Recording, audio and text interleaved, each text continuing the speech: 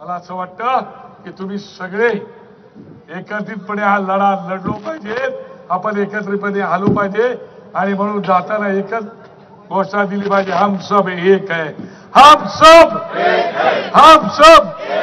मी खरोखर मनापासून वसंत गीते तुमचं, दिनकर अण्णा तुमचं, गायकवाड साहेब तुमचं, सन्माननीय अंकुश मामा तुमच्या सगळ्यांचं मनापासून अभिनंदन करतो. की एवढा मोर्चा उत्तम प्रकारचा मोर्चा केलात आणि तुम्ही सुद्धा एवढ्या अंतःकरणापासून सहभागी झालात. या मोर्चाची नोंद राज्य सरकारला घ्यावीच लागेल, कारण ही आता सुरुवात आहे. नाशिक पासून पावनभूमीतून ती सुरुवात राज्यातल्या प्रत्येक तालुक्यात आणि जिल्ह्यात झाल्याशिवाय राहणार नाही. आणि म्हणून तुम्हाला मनापासून शुभेच्छा देताना मला आनंद वाटतोय की एकजूट अशीच तुमची कायम ठेवा. तुमच्या या एकजुटीला दस्त लागू देऊ नका. धन्यवाद. जय हिंद, जय महाराष्ट्र. याच्यानंतर मोदी, शाह, फडणवीस आणि या भाजपच्या नतभ्रतर सरकार. तर नाशिकमध्ये आज जनआक्रोश मोर्चा काढण्यात आला. मनसे आणि ठाकरेंच्या शिवसेनेकडून या जनआक्रोश मोर्चाचं आयोजन करण्यात आलं होतं आणि याच मोर्चाच्या सांगता सोहळ्यामध्ये बाळा नांदगावकर हे बोलत होते. व्यासपीठावरील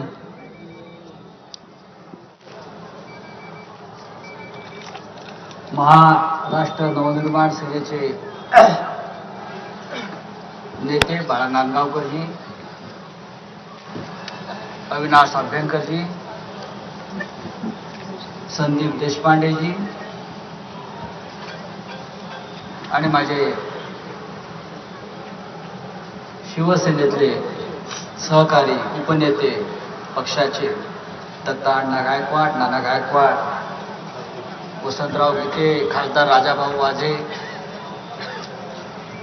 डी.जी. सूर्यवंशी आणि दिनकरराव पाटील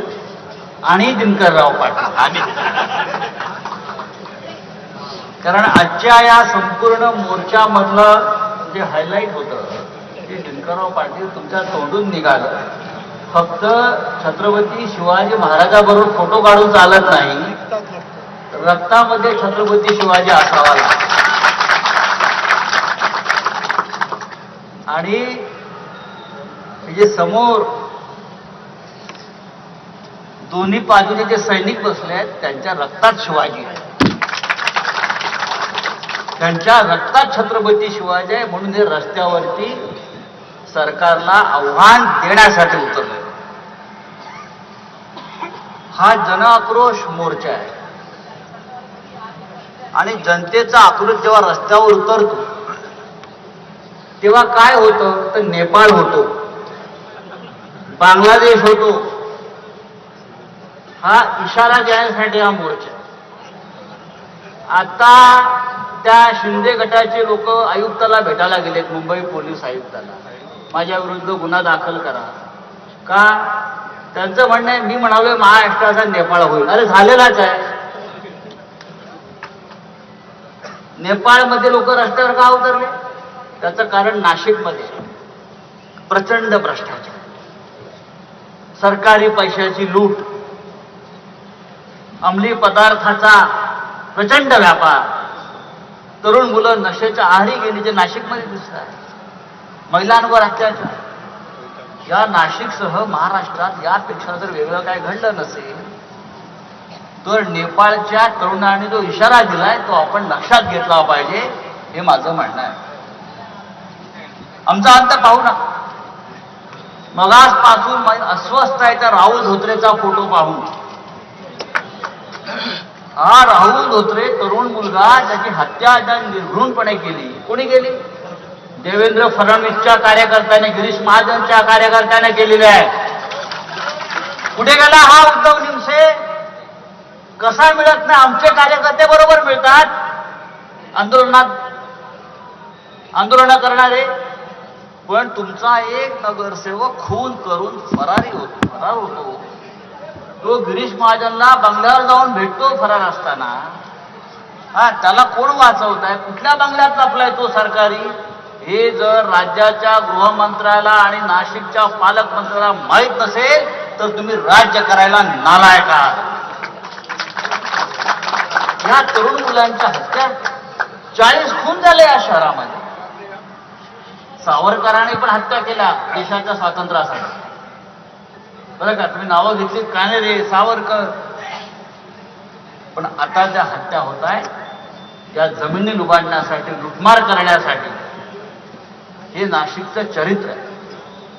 ज्या नाशिकच्या पावित्र्याच्या, नाशिकमध्ये घडलेला रामायणाचा आम्ही आढावा का घेतो, तर नाशिकमध्ये काय झालं दिनकरराव, दत्ता नाना, हे नाशिक आपल्याला बदलायचं आहे. आणि म्हणून हा मोर्चा, ही सुरुवात आहे. या टोप्यातनं टोप्यातून त्याच्यावर लिहिलं आहे संयुक्त मोर्चा. यापुढे नाशिक मधला प्रत्येक कार्यक्रम संयुक्तच होणार. नाशिक नाही तर महाराष्ट्रात होणार. आता काय व्हायचं राहिलंय, दोन भाऊ एकत्र आले. आज तुमची समस्या मी आज ऐकणार आहे. दोन महाराष्ट्राचे बंधू एकत्र आले, ठाकरे बंधू एकत्र आले, दोन नेते एकत्र आले आणि कार्यकर्ते एकत्र आल्यावर हा महाराष्ट्र यापुढे फक्त ठाकऱ्यांच्याच मागे जाईल, हा सुद्धा नाशिकनं संदेश दिलेला आहे. फार मोठ्या संख्येने नाशिकच्या रस्त्यावर उतरले, मी त्यांचा आभारी आहे. शिवसेना, महाराष्ट्र नवनिर्माण सेना यांचं कुळ आणि मूळ एकच आहे आणि आपल्या सगळ्यांचा मायबाप हा माननीय बाळासाहेब ठाकरे हाच आहे. त्याच्यामुळे आम्ही इतकंच सांगू, यापुढे तुम्हाला आमच्याशी सामना करताना खूप काळजी घ्यावी लागेल. नाशिकमध्ये गुंडगिरी, नाशिकमध्ये हनी ट्रॅप, मग अशी सगळ्या नेत्यांनी सांगितलं. हे चित्र बदलायचं असेल तर उद्याच्या महानगरपालिकेपासून आपल्याला सुरुवात करावी लागेल, परिवर्तन करावं लागेल. जिल्हा परिषदा येतील, नगरपालिका येतील. व्होट चोरी करून आलेलं सरकार आहे हे सुद्धा बोगस. नाशिकमध्ये हे 3-3, 4-4 आमदार शक्य आहे का जिंकणं? काय त्यांनी मोठी अशी क्रांती केली होती? चोऱ्या माऱ्या, व्होट चोऱ्या करून हे सरकार सत्तेवर आला. इकडले आमदार निवडून आलेले आहेत, त्यांना आपण घालवूच. पण त्याच्या आधी महानगरपालिका संयुक्तपणे आपण ताब्यात घेतली पाहिजे. मी वारंवार सांगतो, हे चित्र आपल्याला राज्याचं बदलायची जबाबदारी नाशिकपासून आपण सुरू करूया. पुन्हा एकदा या मंचावरील सर्व नेते आणि आपण सर्व दोन्ही बाजूचे कार्यकर्ते यांचं मी मनापासून आभारी आहे की या जनआक्रोश मोर्चातून फक्त नाशिकला नाही तर या राज्याच्या सरकार पुढे आपण एक आव्हान उभं केलेलं आहे आणि हे आव्हान टिकवण्याची जबाबदारी आपल्या सगळ्यांवर आहे. जय हिंद, जय महाराष्ट्र. धन्यवाद साहेब.